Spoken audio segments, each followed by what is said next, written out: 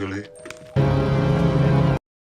Movie की शुरुआत में 1911 के पेरिस की एक अजीब सी रात दिखाते हैं। रिटायर्ड ऑफिसर रेमंड शोगल निकोल की परफॉर्मेंस को देख रहे होते हैं और फ्रेडिनेंड पत्ते खेलकर शाम के वक्त अपने घर जा रहा होता है। फिर फ्रेडिनेंड आराम करने के लिए एक मूर्ति के पास रुकता है। तभी अचानक आसमान में एक अजीब सी सुनहरी रोशनी को देखकर वो बिल्कुल डर जाता है।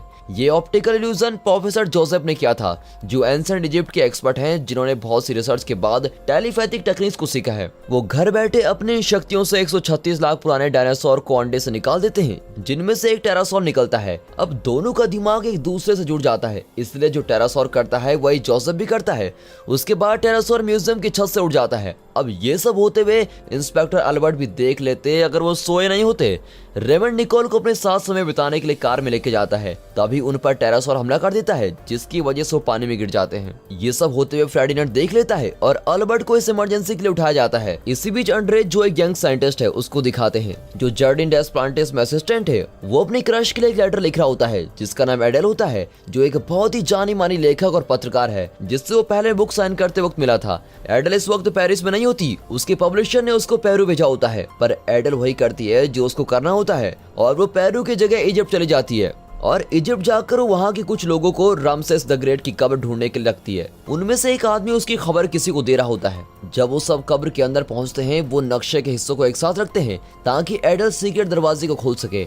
अब दरवाजा खुलते ही उसमें से कुछ काला काला चिपचिपा निकलता है और फिर जैसे ये लोग खजाने के लिए एडल के खिलाफ होते हैं तो एडल पीछे हट जाती है। वो जानती है कि वो एक जाल है, इसलिए कुछ समय बाद ही एक आदमी के हाथ में आग लग जाती है। वो सब समझ जाते हैं कि उन्हें एडल की जरूरत है और जैसे ही वो अगला पजल सॉल्व करते हैं, उसके बाद वो कमरा मिल जाता है जिसमें वो मम्मी और खजाना होता है। एडल रामसेस को नहीं बल्कि उसके डॉक्टर को ढूंढ रही होती है और वो ताबूत खोलती है, जबकि दो लोगों को सजा मिली है सोना चुराने के लिए। एक नेकलेस पाने से मर जाता है और दूसरा अचानक से बने होल में गिर जाता है। एडल मम्मी की जांच कर रही होती है, तभी उसे प्रोफेसर ड्यूलिबेल्ट रोक देता है। वो अपने जासूस को शुक्रिया अदा बोलता है जानकारी देने के लिए और बताता है कि वो अपने फौजियों के साथ उसको पकड़ने आया है। ड्यूलिबेल्ट पूछता है कि उसे ये पुरानी मम्मी क्यों चाहिए। तब एडल उसे बताती है कि उसकी बहन बीमार है और यही प्राचीन डॉक्टर उसकी मदद कर सकता है। बेशक उसे पहले जिंदा करना पड़ेगा, इसके लिए वो जोसेफ की रिसर्च का इस्तेमाल करेगी। और फिर ये सुनकर ड्यूलिबेल्ट इस आइडिया पर पहुंच जाता है और उससे वो किताब छीनने के बाद अपने सैनिकों को उसको मारने के लिए पहले कमरे में वापस लेके जाता है और कहता है कि विदेशी लुटेरों के लिए यही सजा है।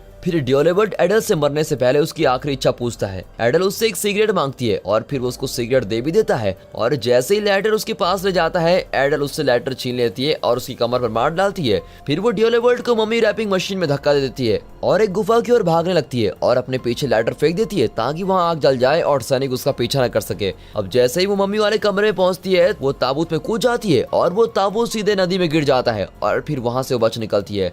एडल शहर की तरफ वापस जाने लगती है, जबकि ड्यूलिबेल्ट के लोग उसको आजाद कर देते हैं और अब वो बदले की कसम खाता है। पेरिस में पुलिस फ्रेडिनेंड से पूछताछ कर रही होती है, पर वो उसकी बात पर यकीन नहीं करते कि उसने एक डायनासोर को देखा और ऑफिसर रेमंड का शोगल के साथ एक अफेयर भी था। हालांकि जल्दी उनको वो जानकारी मिल जाती है। हालांकि ये कंफर्म हो जाता है कि जो लाशें उन्हें मिली है वो निकोल और रेमंड की है। अब अल्बर्ट फ्रेडिनेंड को वहां से बाहर निकलवा देता है और अपने लोगों से इस बात को गुप्त रखने के लिए कहता है, लेकिन ये काम नहीं आता। अगली सुबह शहर के हर अखबार में टेरासोर और रेमंड के अफेयर के बारे में बातें हो रही होती है।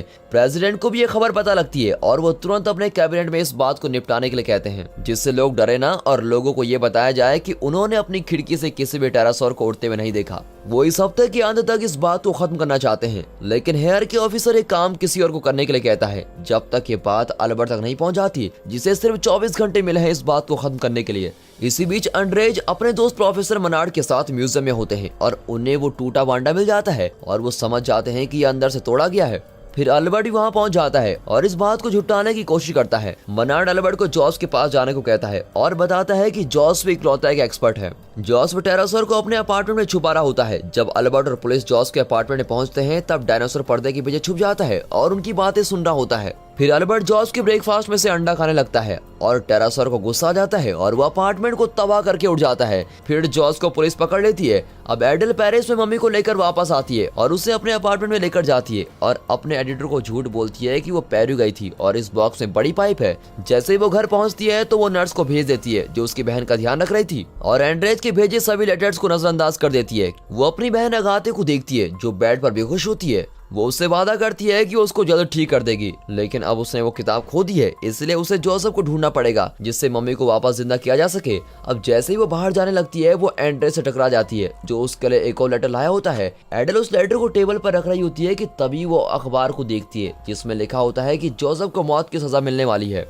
एंड्रे उसे बताता है कि जोसेफ किसी जेल में है और एडल वहां जोसेफ के वकील बनकर चली जाती है। जोसेफ उसे बताता है कि वो अब अपनी टेलीपैथिक टेक्निक का इस्तेमाल करके जेल से भाग नहीं सकता क्योंकि उसने अपनी सारी शक्ति डायनासोर को किसी और को मारने से रोकने में इस्तेमाल कर ली है। इसीलिए एडल उसको जेल से बाहर निकालने के लिए कोई रास्ता सोचती है, लेकिन उसी वक्त असली वकील वहां जाता है और एडल को वहां से बाहर निकाल दिया जाता है। वो अलग अलग भेष बनाकर जोसेफ से मिलने की कोशिश करती है। पहले वो कुक का भेष बदलती है, लेकिन जो असली कुक होता है वो पुलिस वालों को सब बता देता है और वो पकड़ी जाती है।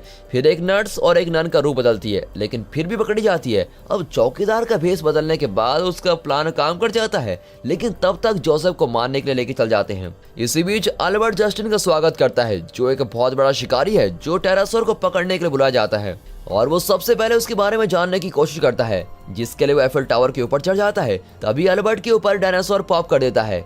अब जस्टिन उसको सूंघता है और पता लगाता है कि ये भेड़ का मांस खा रहा है, जिसका मतलब है कि उसका अगला शिकार भेड़ों के खेत से लेकर जार्डिन डेस प्लांटिस तक होगा। अब अगली सुबह एडल प्रेसिडेंट से मिलने जाती है जो उसे तब से जानता है जब एडल ने प्रेसिडेंट का इंटरव्यू लिया था। एडल बताती है कि वो हमेशा से ही मौत की सजा के खिलाफ रही है और जोसेफ को माफ करने के लिए कहती है, लेकिन प्रेसिडेंट उससे कहते हैं कि वो इस बारे में सोचेंगे, देख लेंगे। अब उनकी बात के बीच में टेरासोर आ जाता है जो प्रेसिडेंट पर हमला कर देता है कि तभी एडल प्रेसिडेंट को बचाने के लिए उन्हें नीचे गिरा देती है और डायनासोर प्रेसिडेंट की जगह कुत्ते को किडनैप कर लेता है। अब प्रेसिडेंट पर हुए हमले की वजह से एडल को वहां से बाहर निकाल देते हैं। जार्डिन डेस प्लांटिस में अल्बर्ट और जस्टिन भेड़ के कपड़े पहनकर टेरासोर को देखने का इंतजार कर रहे होते हैं। हालांकि जो इसको ढूंढता है वो एंड्रेज होता है जिसने कुछ रिसर्च की भी होती है और उसने अपनी रिसर्च मनार्ड को दिखाई थी।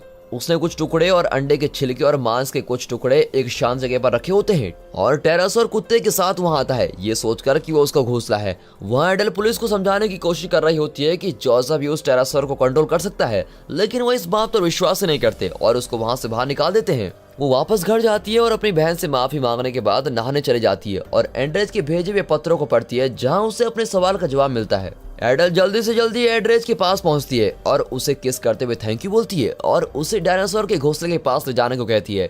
वहां वो टेरासोर से दोस्ती करने के लिए उसके लिए गाना गाती है और अपने गले का स्कार्फ उसको देती है। जब वो डायनासोर उसे अपने पास आने देता है एडल उसके ऊपर चढ़ जाती है और उसकी सवारी करने लगती है। टेरासोर एडल को उठाकर लोकल जेल में लेके जाता है और अपने पंजों की मदद से जोसेफ को मारने से बचा लेता है और जल्लाद को जोसेफ की जगह अपना सर खोना पड़ता है। जब वो वापस अपने घोंसले की तरफ जा रहा होता है जस्टिन इसको देख लेता है और उसका पीछा करने लगता है जबकि अल्बर्ट वहीं सो रहा होता है।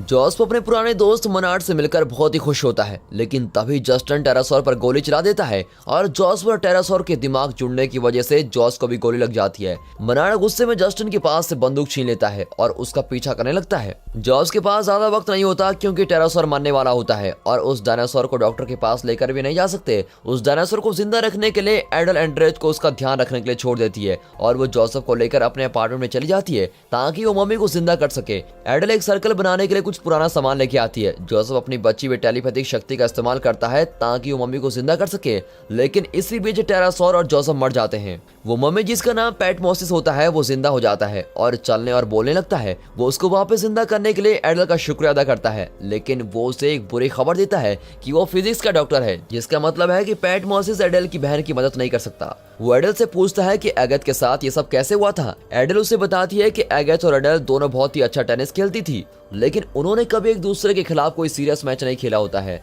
लेकिन एक दिन दोनों के बीच का मैच बहुत ही ज्यादा सीरियस हो जाता है। अब एडल बॉल को कुछ ज्यादा ही तेज मारती है जो एगथ के सर पर लगती है, जिसकी वजह से उसको बहुत ही गहरी चोट आ जाती है। अब पैटमोसिस उसकी कोई मदद न कर पाने में दुखी हो जाता है और कहता है कि काश तुम जोसेफ से मिली होती, जो 2 किलोमीटर के एरिया में मरे हुए लोगों को भी जिंदा करने की क्षमता रखता है। एडल न्यूज़पेपर के एक ऐड को ढूंढ रही होती है जिसमें मम्मी की एग्जीबिशन के बारे में लिखा होता है।